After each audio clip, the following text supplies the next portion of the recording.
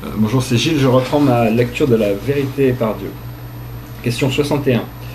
Père divin, c'est la première fois dans l'histoire de la philosophie des êtres humains que nous avons pu vous entendre expliquer ces pensées vraiment nouvelles et transcendantes concernant la nature de l'avidité, de la colère, de l'ignorance, de la sexualité, etc. de l'homme, alors que presque toutes les doctrines, toutes les philosophies dans le monde y sont encore fermées. C'est aussi la première fois au long des milliers d'années, depuis que le Bouddha Shakyamuni a réalisé l'illumination, que nous avons pu entendre que le Bouddha doit encore s'avancer pour apprendre, qu'il n'a pas encore suffisamment de compassion, de lucidité, de courage, et que nous avons pu vous entendre analyser le karma de l'avidité, de l'ignorance et le péché des Bouddhas. Vraiment, c'est une chose sublime que dans l'histoire de l'humanité, personne n'a osé dire comme vous. Ce fait va sûrement provoquer des remous dans l'histoire de la philosophie mondiale. Depuis lors jusqu'ici, nous avons pensé que le Bouddha avait aboli toute avidité, toute colère, toute ignorance, toute sexualité, que le Bouddha était celui qui avait une grande connaissance, qu'en menant la vie de perfectionnement spirituel, il avait atteint le nirvana et que c'était déjà être parfait, que c'était déjà être arrivé au but. Réponse. Mes enfants, le Bouddha est celui qui a la grande connaissance devant l'homme, mais qui est encore ignorant devant la vérité suprême. Le Bouddha est grande connaissance, mais il n'est pas encore omniscient. Bien que la connaissance du Bouddha soit effectivement grande, immense, le Bouddha ne connaît pas encore tout. Et le Bouddha doit apprendre encore pour parvenir au rang d'omniscient, ou celui de la connaissance juste. C'est pareil. Et puis, si vous considérez que parvenir au nirvana, c'est déjà être parfait, c'est déjà arriver au but, alors je vous demande, la vérité a-t-elle des limites? Évidemment, vous devez répondre que la vérité est sans limite. Eh bien, si c'est ainsi, alors pourquoi, ayant atteint le nirvana, ne s'avancerait-on pas plus? Ainsi, la vérité ne va-t-elle pas alors se limiter au nirvana, mes enfants? C'est pourquoi je viens d'avoir l'occasion d'ouvrir votre esprit pour que vous compreniez la vérité davantage. Ce n'est qu'un mode d'expression sommaire pour vous faire comprendre l'évolution à l'échelle des Bouddhas en rapport avec le langage et les degrés auxquels vous pouvez accéder.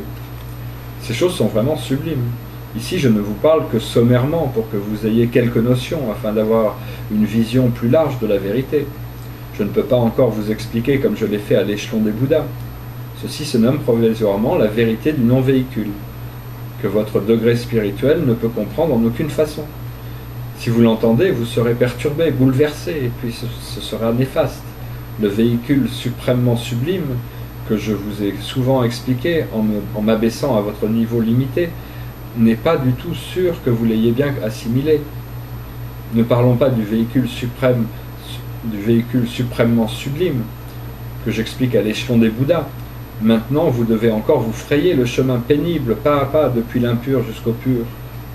Les karmas de l'avidité, de la colère, de la stupidité, etc. Et les péchés des Bouddhas sont ceux que vous devez jour et nuit polir et apprendre pour les acquérir.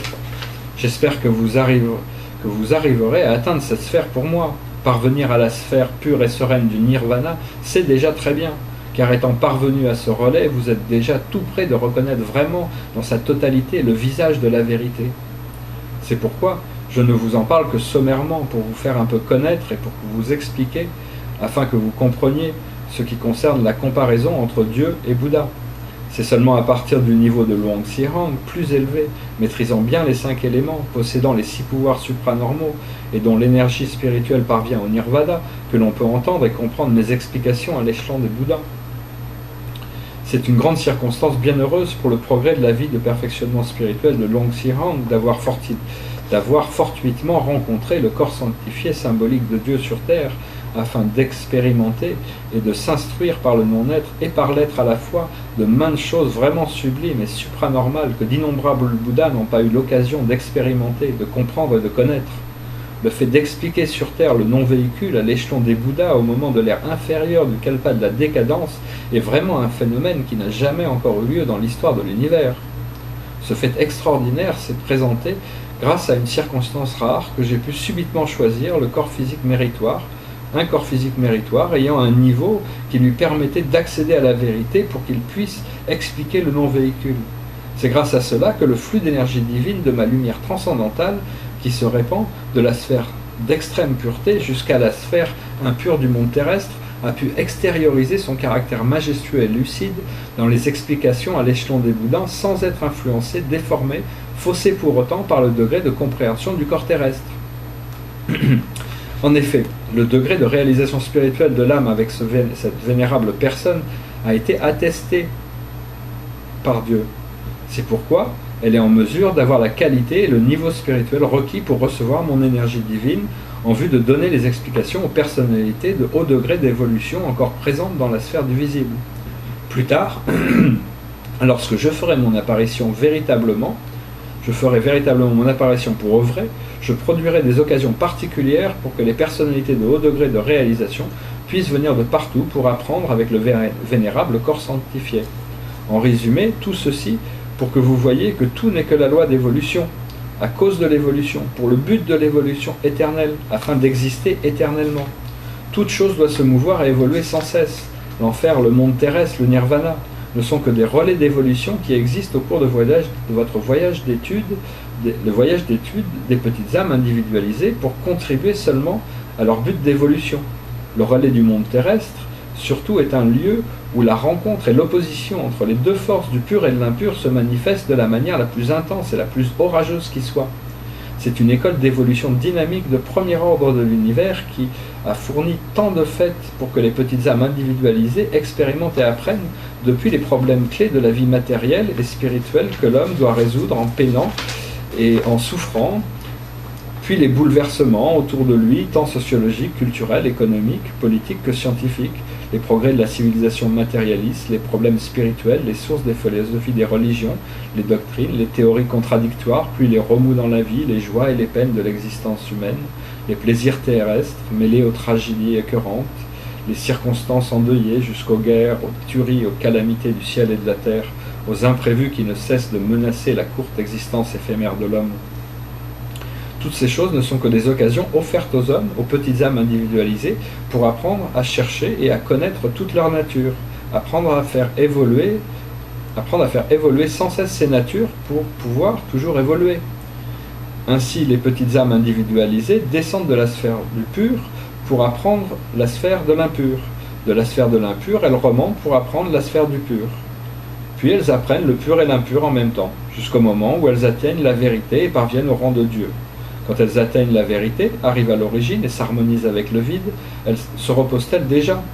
S'avancent-elles encore? Bien sûr que oui, mes enfants, car la vérité ne peut s'arrêter, se reposer, elle doit toujours s'avancer, se mouvoir pour pouvoir survivre, être omniprésente et immuable. La vérité est une sphère incommensurable, éternelle, qui tourne sur elle-même, qui se voit toujours, qui se vit elle-même, qui s'instruit elle-même, se soucie de chercher à se connaître éternellement pour éternellement ne jamais se perdre.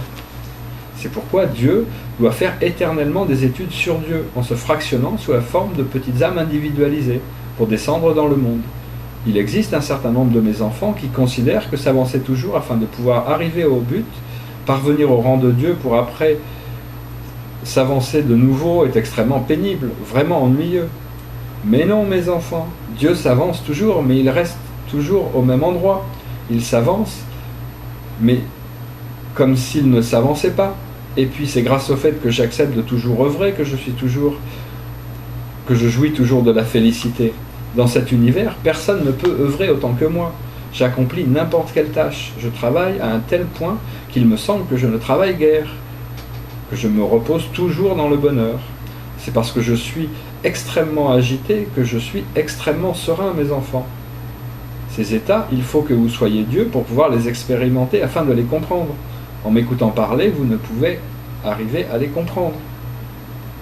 Aussi, lorsque vous parviendrez au rang de Dieu, à la position de Dieu, vous aurez envie, vous verrez la nécessité indispensable d'aller apprendre pour évoluer.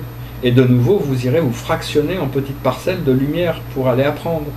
Le fait d'aller apprendre ne peut pas ne pas exister, car c'est l'instinct de lutte pour la survie de la vérité.